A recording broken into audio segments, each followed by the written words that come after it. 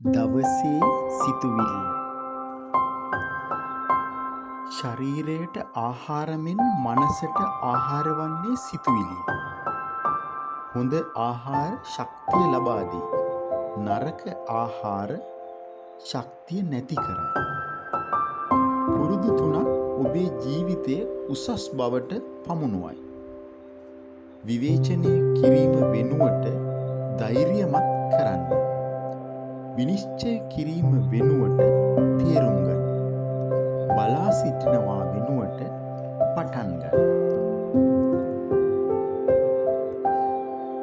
නිසි ලෙස ජලය පානය කිරීම මගින් බොහොමයක් රෝග පාලනය කළ හැකි බව ඔබ දන්නවාද?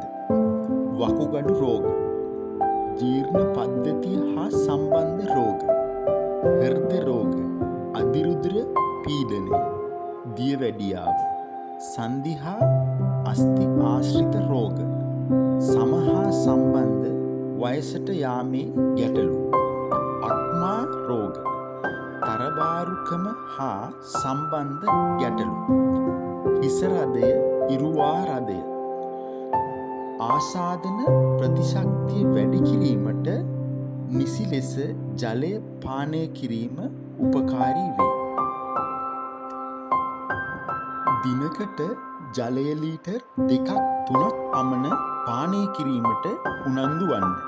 මේ ගැන සිතමින් අද දවස ආරම්භන්න. ඔබට සියලු සිතුම් පැතුම් ඉටුවන වාසනාවන්ත සුබ දවසක් වේවා.